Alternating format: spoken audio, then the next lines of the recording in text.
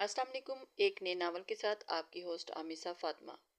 कुछ सुस्तुल वजूद अभी भी अपने लहाफों में दुबके 5 मिनट वाली नींद पूरी करने के चक्रों में थे, और कुछ औरतें जो ऐसे बच्चों की माएँ थीं जिनको सुबह सवेरे स्कूल के लिए निकलना होता था, अपनी आंखें बमुश्किल खोले किचन में खड़ी नाश्ता बनाने में मसरूफ थी। वहीं सियाल फैमिली का छोटा सबूत, बाकी सब ये 4 हरफ भेज थे, वाशरूम में घुसा और फ्रेश हो रहा था। जीन्स पहन के बाहर आया और अपनी शर्ट को देखा। ये क्या? वो जो कॉलेज जाने के लिए कपड़े चेंज करने लगा था। कपड़ों की ऐसी हालत देखकर दिल मिलाकर उठा, और उसे एकदम ऐसे देखते हुए हैरत ही गुम होगी थी। मम्मा, मम्मा! कपड़े उठा के आयशा बेगम के कमरे की तरफ लपका। ये देखें, आप इस चड़ेल बेटी ने मेरी सारी शर्ट जला दी है। शर्ट को सोफे पे फेंकते वो बस रो देने को था। आयशा बेगम, जो अलमारी में से कुछ बरामद करने की कोशिश में थी, बाहर मुंह निकाल कर उसे घूरा। कितनी दफा कहा है, मेरे सामने ये अपने कारनामे मत लाया करो। करना तुम लोगों ने वही है जो तुम लोगों का दिल करे। उसे सुना के वापस मुंह अंदर कर लिया। अब मैं क्या पहन के जाऊं? उसे में पांव पटकते बाहर निकला, और अब के उस का रूह मासूम सी सांवली सी तीखे नैन नकुश वाली इश्को के कमरे में था, जो उसके कमरा खोलते अंदर ही कदम रखा था। तुमने मेरी ये तुम क्या कर रही हो इस वक्त? वो जो इस से शर्ट का हिसाब लेने आया था। अशु सुबह सुबह लैपटॉप खोले और स्क्रीन को देखते हंसते चौंका। फिर तुम मूवी देख रही हो? फिर ऐसे ऐसे चलता हुआ उसके पास आया। आज आज कॉलेज नहीं जाना तुमने? नहीं, अदाए बेनियाजी से लैपटॉप की स्क्रीन को फोल्ड करते बेड से उतरने लगी। वजह? 6 दिन में से 5 दिन तो तुम छुट्टी करती हो। अभी जाओ जाओ। और वो याद आया, आज तुम्हारा फिजिक्स का टेस्ट भी तो है। अभी अभी जाके बताता हूँ। दांत पीसते हुए वो जैसे तनफन करता हुआ वैसे ही बाहर निकला, और अशु जो मुंह खोले उसे हैरानी से देख रही थी। अब बाबा से बचने के लिए बहाने सोचने लगी थी। यार, ये रईस रईस का बच्चा भी ना। अल्लाह जी, प्लीज इस बंदर से बचा ले। हाथ फैला के दुआ मांगी, फिर जल्दी से चप्पल अड़ेसते बाहर भागी। ओए बंदर! मम्मा, मेरा मतलब रईस। रुको, मैं तुम्हें दूसरी कर देती हूँ प्लीज। वो जो ऊपर से ही बाबा के कमरे की तरफ जा रहा था, और उसकी आवाज पे मानी हैजी से मुस्कुराता रुका। नहीं, अब तो मैं बाबा को बताऊंगा। सीढ़ियों के कुछ स्टेप्स और तय करते हुए, प्लीज प्लीज ना अच्छे भाई, नहीं हो। जो कहोगे करूंगी। प्लीज प्लीज प्लीज, जल्दी से उसके करीब आते हुए हाथ जोड़े। प्लीज प्लीज प्लीज, अच्छे भाई नहीं हो। अच्छा अच्छा अच्छा, अब बस करो और चलो, शाबाश आ जाओ। और फिर से अपनी शर्ट प्रेस करवा के चेंज किया। इतनी देर में अशु वापस आके दोबारा मूवी देखना स्टार्ट हो गई थी। अभी 10 मिनट गुजरे थे जब उसके दरवाजे पर नॉक हुआ, और यह नॉक करने का अंदाज सिर्फ बाबा का था। बाबा! उफ!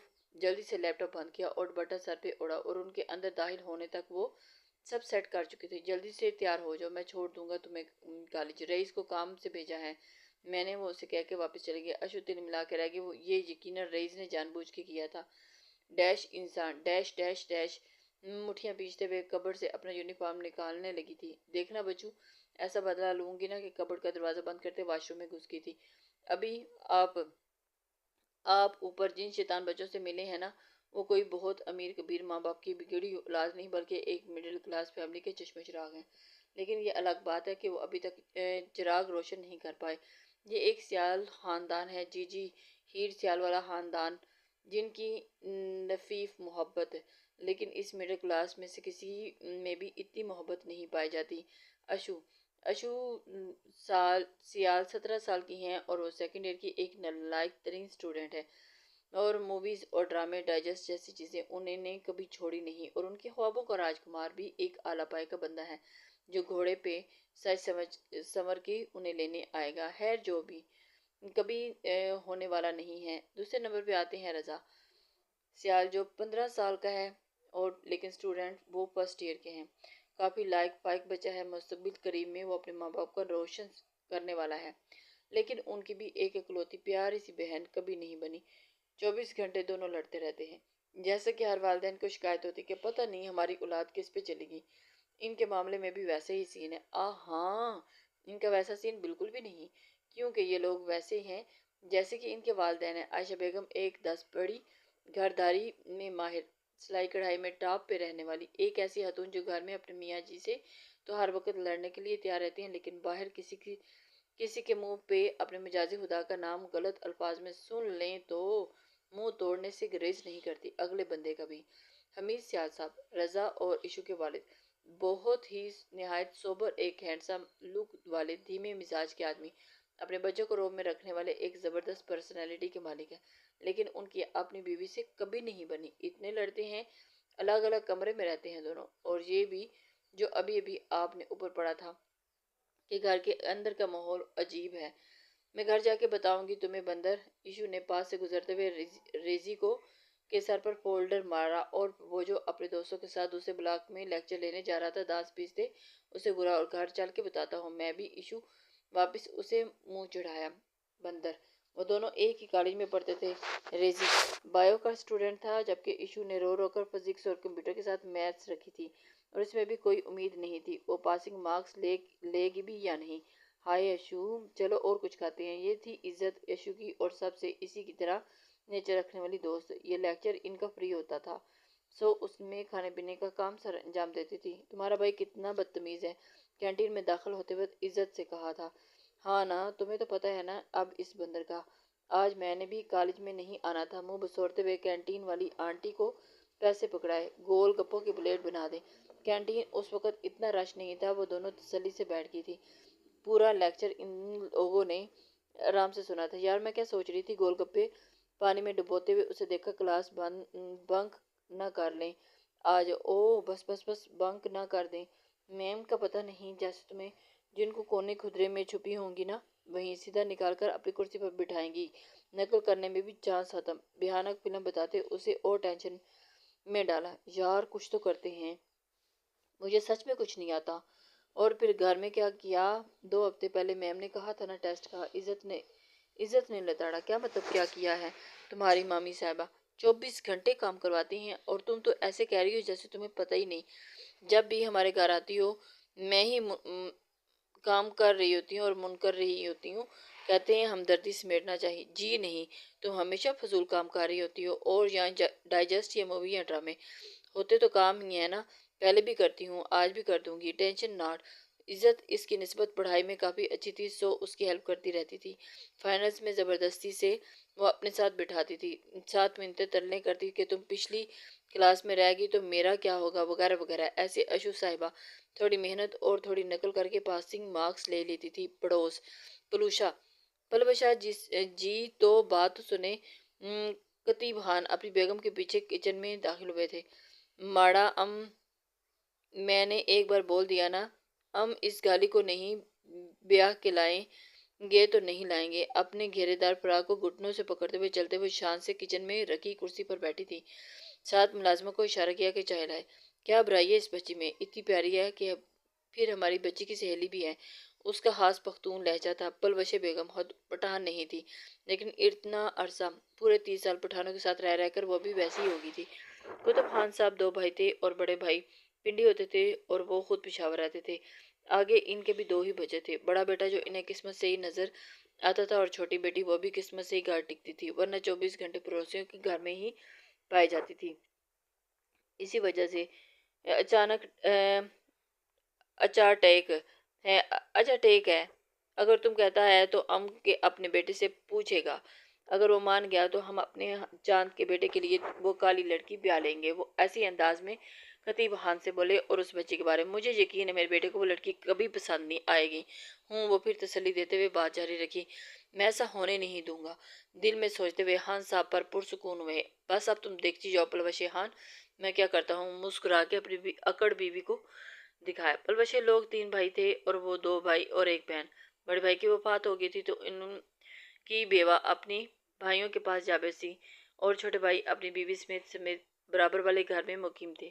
کہنے کے تو وہ بھائی تھے، لیکن پلوشے انہیں کسی خاطر میں نہ سمجھتی، اور ان کے بچوں اور بیوی سے خاص قسم کا بیر تھا۔ خان صاحب انہیں ہمیشہ ٹھنڈا رکھنے کی کوشش کرتے رہتے تھے۔ کیا کرتی ہے پلوشے، پٹھان میں ہوں اور غصہ تم کو آتا ہے۔ اکثر اس فکرے میں وہ ان کا مذاق بھی اڑاتے تھے۔ ہاں آتا ہے نا، غصہ سب کو آتا ہے نا۔ بچیوں پنجابیوں کے غصے کو تو بہت خطرناک ہوتا ہے۔ ہاں جانتا ہوں، اتنا خطرناک کہ اپنے بھائی کے بچوں کے خلاف ہوئی بیٹھی ہے آپ۔ دل میں سوچتے وہ انہیں دیکھ رہے تھے، اور جو اب چائے میں چمچ سے چینی مکس کر رہی تھی۔ ٹیسٹ کیسا ہوا؟ ڈنر کرتے ریزی نے باپ کے سامنے ایسا پوچھا جیسے وہ کوئی कोई बहुत ही बेहतरीन बात कर रहा हो और अशु कनवाला हलक में अटका। हाँ बताओ कैसा हुआ? बाबा ने भी अब रुक कर उसे देखा। मम्मा ऑलरेडी उसे घूर रही थी, जो इनकी बातों को इग्नोर करके दोबारा खाने की तैयारी में थी। अच्छा हुआ है बस बस। रेजी ने इसे हैरानगी से देखा। पहले तो कभी अच्छा नहीं हुआ। तो तुम छोटे हो ना, तो छोटे ही रहोगे, ओके? अशु ने उंगली उठाकर उसे वार्न किया। मेरी मामलात में ऐसे बोलते हो जैसे मेरे छोटे नहीं बड़े भाई हो। भाई छोटे हों या बड़े कोई फर्क नहीं पड़ता। तुम अपने टेस्ट की बात गोलमोल मत करो। शाबाश, मम्मा ने उसे रगेदा। कहा तो है अच्छा हो गया है। हाँ जैसे पहले होता है ना। सारी क्लास में एक तुम ही हो जो मुंह उठा के दरवाजे के सामने खड़ी होती हो। मेरी दोस्त मुझ पर हंसते हैं। हाँ तो नहीं करता मैं ना, मेरा पढ़ने को दिल। 2 चम्मच पटक के खड़ी हुई थी। तमीज से बात, सामने बा बैठा है। आयशा बेगम ने एक सख्त घूरी से नवाजते हुए याद दिलाया। मम्मा इससे पहले शुरू किया है, खाना भी तो नहीं खाने देते। मुंह बनाते हुए वो वापस बैठ गई। आपसे ही तो सीखते हैं बच्चे। अब हमीद साहब ही मैदान में उतरे थे। अब अपने बच्चों के सामने सारी जिंदगी मेरे साथ लड़ाई झगड़ती रहती हैं। हाँ सारे इल्ज़ाम मेरे सर पर डाल दें, मैं ही बुरी हूँ इस घर में। वो भी खाना छोड़ चुकी थी। कसूर आपका है तो इल्ज़ाम लगा रहा हूँ ना। बच्चों को तमीज़ आपने सिखानी थी या मैंने? दोनों ने। औलाद माँ बाप की बात कम ही मानती हैं, और आपने तो इनको अक्ल नहीं दी है कि बाप के सामने खामोश हो जाया करो। खाना खा के साथ हाथ साफ करते हुए वो उठ खड़े हुए। मैं कमरे में जा रहा हूँ, चाय भिजवा देना। साथ ही आर्डर देते हुए अपने कमरे में चले गए। सिवाय रजी के किसी और के खाना सुकून से नहीं खाया था। अगले दिन ना इज्जत कॉलेज गई थी और ना ही अशु। सुबह के वक्त तो जैसे तैसे करके अशु ने निकाल ही दिया था। एक्चुअली उसके पास मोबाइल नहीं था, वरना वो उसे टेक्स्ट कर देती। 10 बजे तक तो वो सब्र करके बैठी रही। 10 होते ही वो मम्मा को बताकर पड़ोस का दरवाज़ा बजा रही थी। वो जो 2 सेकंड में ही गार्ड ने खोल दिया था। अस्सलाम वालेकुम। हाँ बाबा। अंदर आई तो इज्जत के बाबा बाबा जान ने सामने ही लाउंज में टीवी देख रहे थे। उसे देखकर मुस्कुराए। वालेकुम अस्सलाम, कैसा है मेरी बेटी? उसके सर पर हाथ रखते हुए दिल्ली से पूछा था। अभी तक तो ठीक हूँ खान बाबा, लेकिन आपकी बीवी के जो भाई है ना, अन करीब मेरा भरता बना देंगे। राजदारी से आगे होकर बताया था। क्या मतलब? हमको समझ नहीं आया। हैरान होते हुए हालिस पख्तून लहजे में कहा था। बात दरअसल ये है खान बाबा, आपको पता तो है मैं कितना पढ़ती हूँ। मासूम शक्ल बनाई, लेकिन फिर भी मेरे टेस्ट में मार्क्स इज्जत जैसे अच्छे नहीं आते। अफसुर्दगी से मुंह बसोरते हुए अब बाबा को रजी के बच्चे ने दांत पीस कर बताया तो मेरा टेस्ट हुआ है, तो अब पता नहीं क्या बनेगा। कुछ भी नहीं होगा, मेरा बच्चा बहुत मेहनती है, सब ठीक होगा। जी हाँ, आपका बच्चा तो है ही, लेकिन खुद नहीं है ना। इससे पहले तो वो हमदर्दी बटोरती दिन एंड ओनली अकलौती फूफा जान तशरीफ ले आए। अस्सलाम वालेकुम फूफो। अशु एकदम खड़ी हुई थी। वालेकुम सलाम, कैसी है नवा? रोब से कहते हुए हान बाबा के बराबर बैठी थी। वो इज्जत से मिलना था। उनका रवैया हमेशा ही अशु के साथ ऐसे ही होता था, सख्त उखड़ा हुआ। वो तो सो रहा है, तुम जाओ, जब जागेगा तो तुमसे मिल लेगा। अभी तो जाग रहा था। हान बाबा को बिल्कुल भी अच्छा नहीं लगा उसे ऐसे जाने के बोलने का। मैं बाद में आ जाऊंगी। बमुश्किल मुस्कुराते वो तेजी से उठ के बाहर आई थी। लान अबूर करते हुए बमुश्किल खुद को कंट्रोल करते गेट अबूर कर गई। उफ! सामने से आती माँ बैर के की गाड़ी को देख कर ही वो उलझन हुई। ये तो नवाब साहब भी तशरीफ ले आए हैं। इस घर में 2 लोग ही बहुत अच्छे थे और 2 बहुत ही नक चढ़े, फूफो और माबेर। दोनों नक चढ़े और गुस्से के तेज, जबकि इज्जत और खान बाबा नरम मिजाज और मोहब्बत करने वाले। अपने गेट से दाखिल अंदर होते हुए अब खुद ही अपने डेस्क की सीटिंग सोचने लगी। फिर कमरे में आकर कल वाले सारे सवाल दोहराए जो मैम ने टेस्ट पे दिए थे और उनके इस बुक में देख लिए थे। टेस्ट शीट पे उतारे और फिर खुद ही रीडिंग पॉइंटर पे से चेक कर चुके, खुद को एक्सीलेंट दिया था। शाबाश अशु, तू कितनी ज़हीन है। खुद को दाद देते हुए चेक शुदा टेस्ट को सेट करके फोल्डर में रख दिया और लेट गई। अब उसे काररेजी से बचना था, जिसके मुताबिक उसे अगर मैम बाहर भेज देती हैं तो लाजमी तौर पर ये उसे पता चल जाता। कोई ना कोई उसे ज़रूर बता देता, अगर वो खुद ना भी देखता तो। चलो कल की कल देखेंगे। आंखें बंद करते वो लंबी तान के सो गई थी। अस्सलाम वालेकुम मोरे। इज्जत जो अभी दोपहर के 2:30 उठकर बाहर आई थी। सामने पलवश बेगम बहुत खुशगवार मूड में बैठी थी, टीवी देख रही थी। वालेकुम अस्सलाम, मेरी शहजादी उठ गया है? प्यार से उसे अपने पास बुलाया। जी मोरे। हैरत से उन्हें देखा, वरना तो वो उसे इतनी लेट जागने पर अच्छी हंसी डांट से नवाजती थी। सुबह तुम्हारा दोस्त आया था, फिर ड्रामे देखते उसे बताया। कौन? अशु। एक वही तो दोस्त थी उसकी जो कभी भी आ सकती थी। हाँ अशु। मुंह कड़वा करके उसका नाम ले लिया। کیا کہہ رہی تھی؟ پتہ نہیں، ام نے تو صاف صاف کہہ دیا تھا کہ تم جاگو گی تو اس سے مل آؤ گے۔ ریموٹ سائٹ پر رکھتے ہوئے آہستہ آواز میں کمرشل بریک پر آ گیا تھا۔ آپ اسے میرے کمرے میں بھیج دیتی مورے، اسے کوئی کام ہوگا، سر صوفے سے ٹکاتے ہوئے کہا۔ اب تو انہوں نے وہاں بھی جانے نہیں دینا تھا، صاف لفظوں سے منع نہیں کرتی تھی، لیکن عین جب وہ جانے لگتی تو کام لگا دیتی، یہ کر دو، وہ کر دو، پانی پلا دو، اور ان کے سامنے جانے کی۔ تم چلا جاؤ، اگر جانا ہے تو۔ اس کا چہرہ دیکھتے ہی اجازت دی۔ نہیں، پھر بعد میں جاؤں گی، یا کل۔ اس نے خود ہی انکار کر دیا۔ مورے نے ایک پرسکون سانس خارج کی۔ تمہارے بھائی بھی آئی ہوئی ہے، اسے جا کے مل لو۔ سچ میں؟ اوف، اب بتا رہی ہیں آپ؟ پورے 4 ماہ بعد وہ گھر آئے ہیں۔ وہ تیزی سے اٹھ کر اوپر بھاگی تھی جہاں اس کا روم تھا۔ اس کا گھر حویلی کی طرز کا تھا، اور لیکن تھا 15-20 مرلوں کا، بہت زیادہ بڑا نہیں تھا، اور اسی میں ہی باہر کافی بڑے پودے اور گراج اور بیک سائڈ پہ سوئمنگ پول بھی بنا ہوا تھا، چھوٹا سا۔ اوپر والا پورشن مابیر کے قبضے میں تھا، جہاں اس کا اپنا چھوٹا سا کچن، جم اور ایتھلیٹ کا بہت سارا سامان رکھا تھا، اور اس کے علاوہ ایک الگ کمرہ جیسے فٹ بال گراؤنڈ کے طرز سے بنایا گیا تھا، اور وہ بھی اوپر والے پورشن میں تبھی جانے کی اجازت ہوتی جب وہ خود گھر میں موجود ہوتا، ورنہ اس کے لاؤنج میں دروازہ بند ہی رہتا۔ ہیلو! دروازہ کھلا ہونے کی وجہ سے وہ ایسے ہی اندر داخل ہوا، لیکن وہ وہاں تھا ہی نہیں۔ او، یہاں نہیں ہے۔ پھر دوسرے روم میں آئی، اس کا دروازہ لاک تھا۔ یہیں ہوں گے، لیکن کیا فائدہ، وہ یقیناً سائیکلنگ کر رہا ہوگا، اور ساتھ ہی کار میں ہینڈ فری ٹھونسے ہوں گے۔ آواز تو جانی نہیں ہے، ان سے بندہ تب مل سکتا ہے جب وہ خود چاہیں۔ مورے دل برداشتہ ہوتے ہوئے واپس ٹی وی لاؤنج میں آ کر بیٹھ گئی۔ کیا ہوا، سو رہی تھی کیا؟ نہیں، جم میں تھے۔ آپ نے مجھے پہلے کیوں نہیں جگایا؟ مورے، اب اٹھو، دیر سے وہ جا کے پھر سو جاؤ، کیونکہ اب تم شام کو ہی ملو گی، وہ جم کر کے سوئے گا۔ چلے جلے پہ اور نمک چھڑکنے کا کام تھا۔ اور پھر عزت انہیں حشمتی نظروں سے دیکھتے ہوئے اٹھ کے کچن میں آ گئی تھی۔ کچھ کھا پی لیتے ہیں، بڑے لوگ جیسے نصیب ہی ملیں گے۔ فریج کھولتے ہوئے اندر داخل ہوئی گئی تھی اور وہ کر رہی تھی۔ تم کل ہمارے گھر آئی تھی نا؟ اگلے دن صبح صبح عزت نے سلام کے بعد پوچھا تھا۔ ایک کالج پہ آتی تھی اور عزت ڈرائیور کے ساتھ۔ خان بابا کے ساتھ بہت کوشش کی تھی عزت نے، اشو کے ساتھ چلی جایا کریں، چاہے وہ وین پہ چلی جائے۔ آئی تھی، لیکن پھوپھو نے کہا کہ تم سو رہی ہو۔ بیگ اتار کے سیٹ کے صاف کرتے ہوئے سائڈ پر رکھا تھا اور اسے گھور کر دیکھا، لیکن یہ اس کا روز کا کام تھا۔ کیا کام تھا، ابھی بتا دو۔ عزت اس کے ساتھ ہی بیٹھ کے تھی۔ ٹیسٹ ٹکا تھا، کہنا تھا آج ملنا ہے نا، تو میں کوئی جگاڑ لگانے کا سوچ رہی تھی۔ بس جگاڑ لگاتی رہنا، پڑھنا مت۔ پڑھتی تو ہوں، لیکن اب پلیز تم مت شروع ہو جانا۔ اسے گھورتے ہوئے اپنا فولڈر کھولا، پھر ٹیسٹ چیک کیا جو اس نے گھر میں لکھا تھا، تسلی کر کے واپس ڈیسک پہ رکھ دیا۔ اوئے، تم لوگوں کو پتہ ہے میم نے آج ٹیسٹ پوری اسمبلی کے سامنے دینے ہیں۔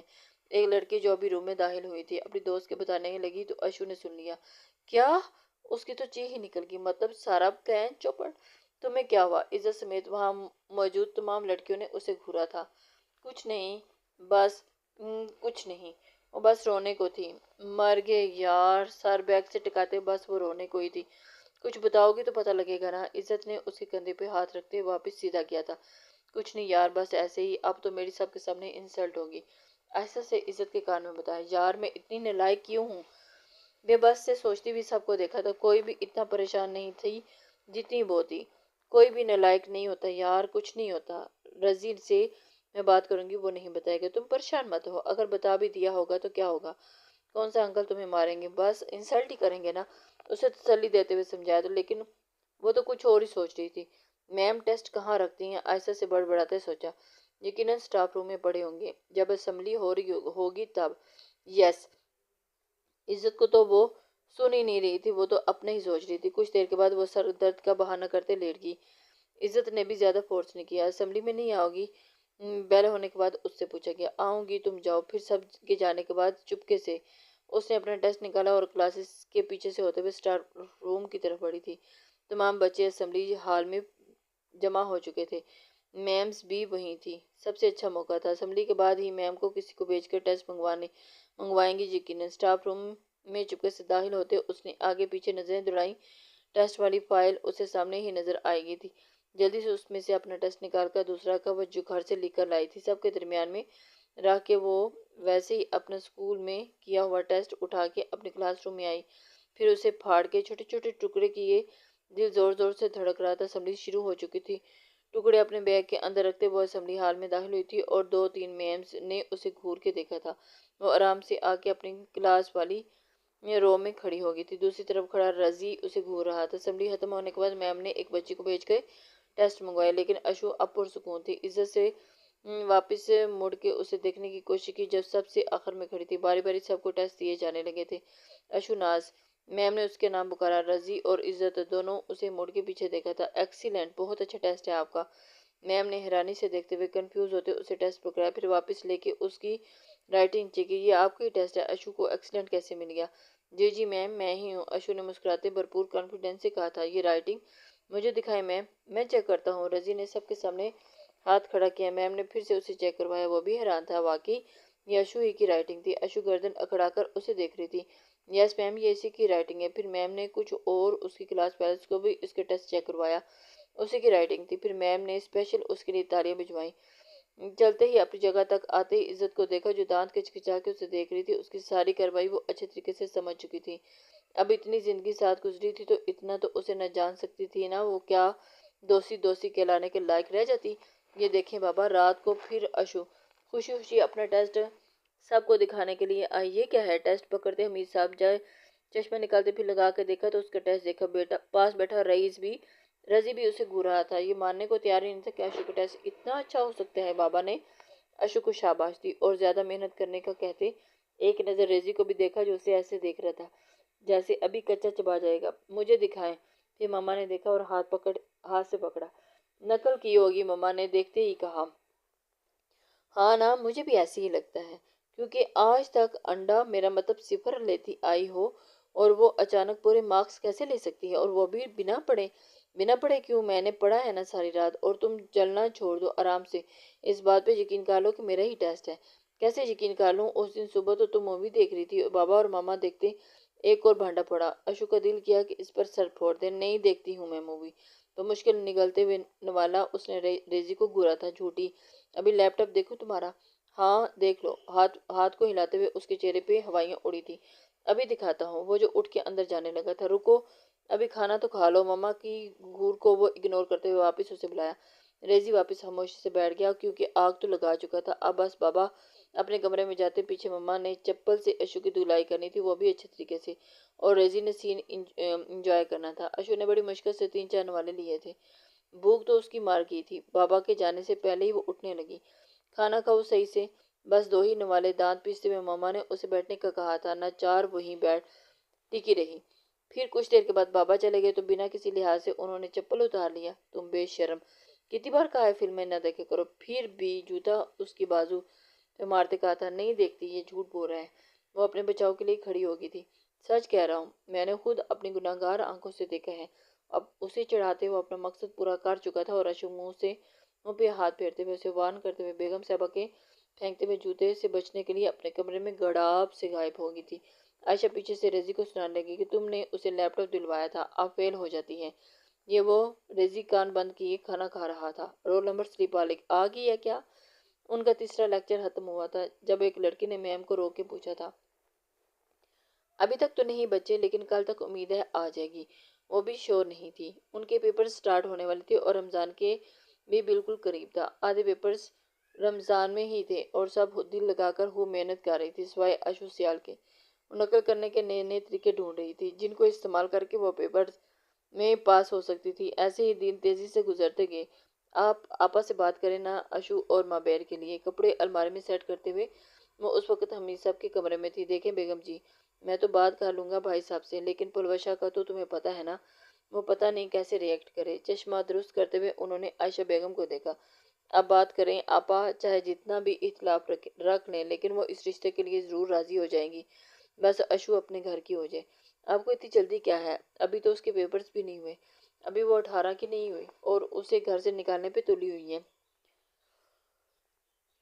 میں ابھی شادی کا تھوڑی کہہ رہی ہوں، 2-3 سال بعد ہی صحیح، لیکن رشتہ تو پکا ہو جائے گا نا، ٹینشن ختم ہوگی۔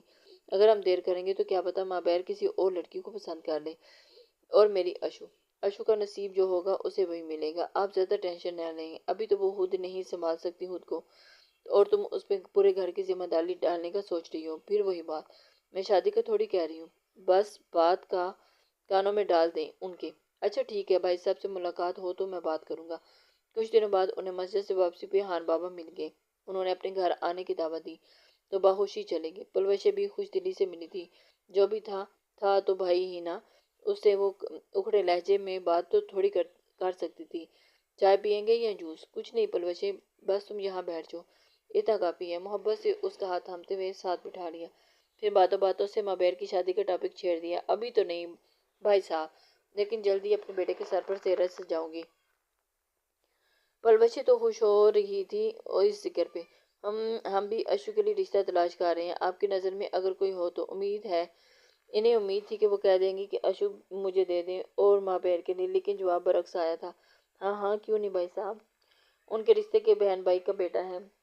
उसने भी अशु के साथ ही इंटर पास कर लिया है। हम उससे बात करेंगे। आपकी अशु की। उनके चेहरे पे आते जाते रंगों की परवाह न करते हुए वो रवानी से बोलती गई थी। हमीद साहब फिर और बात किए बिना कुछ देर वहीं बैठे रहे और फिर उठ के चले आए थे। वो जानते थे जब ये बात आयशा को बताएंगे तो वो रहा सा ताल्लुक वो भी खत्म हो जाएगा इन दो घरों के दरमियान। लेकिन क्या वो कर सकते थे? हकीकत से नजर चुराते वो अशोक के करीब आए। आज देर कर दी। आयशा बेगम सामने ही डाइनिंग चेयर पर बैठी सफेद चने साफ कर रही थी। हाँ बस पलवशे की तरफ चला गया था। चलते हुए वो भी उनके पास आके बैठ गए थे। फिर उन्हें देखा। मैंने बात की थी अभी पलवशे से, लेकिन वो खामोश हुए। आयशा चने छोड़ के उसकी तरफ आयशा चने छोड़ के उनका चेहरा देख रही थी, लेकिन पलवशी ने इनकार कर दिया। क्यों, मेरी बेटी में क्या कमी है?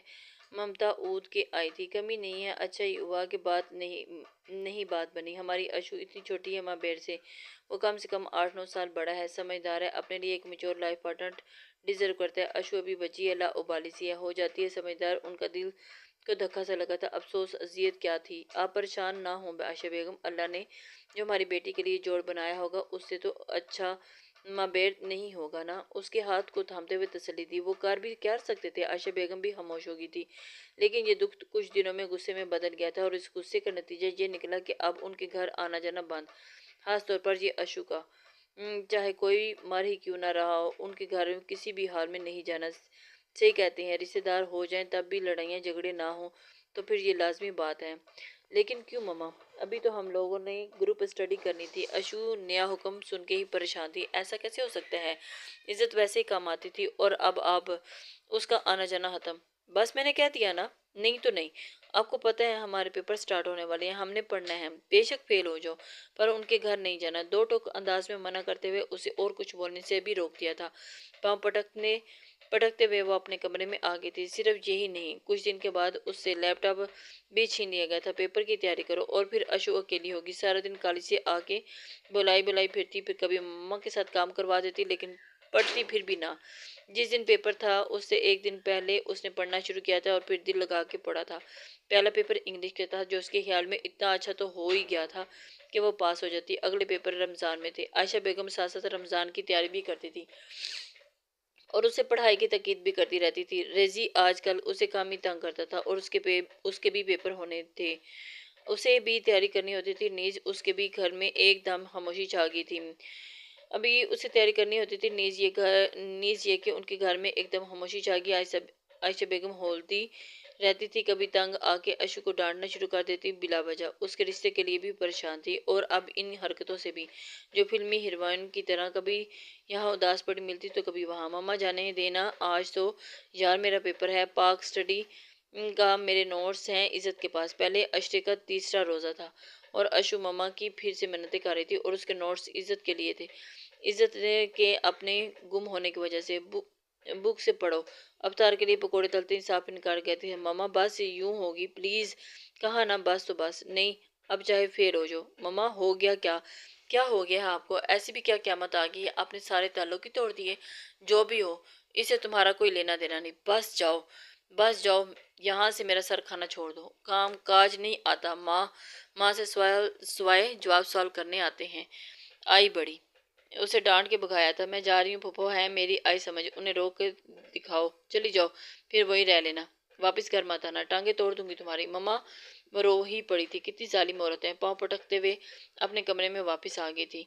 पता नहीं क्यों ऐसा कर रही हैं। अब मैं कहाँ से पढ़ूं?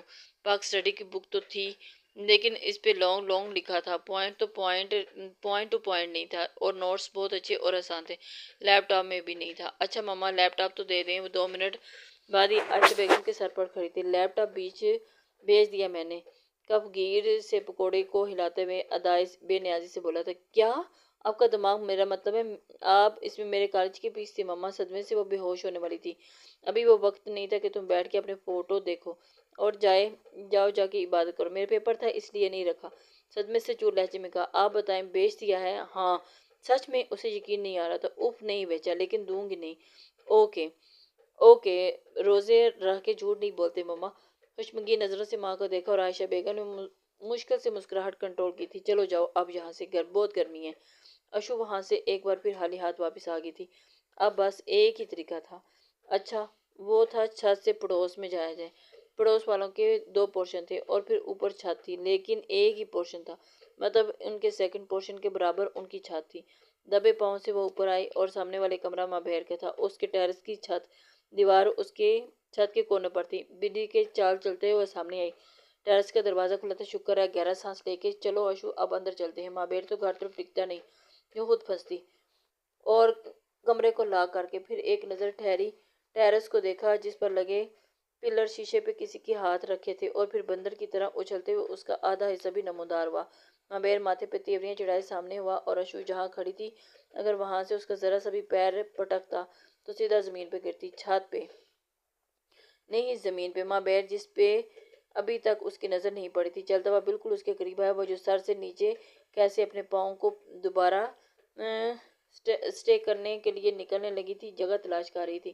کلون کی خوشبو قریب سے آنے پہ وہ چونکی تھی، پلکیں اٹھا کر اسے دیکھا، سامنے کوئی کھڑا تھا سفید کاٹن کے سوٹ میں۔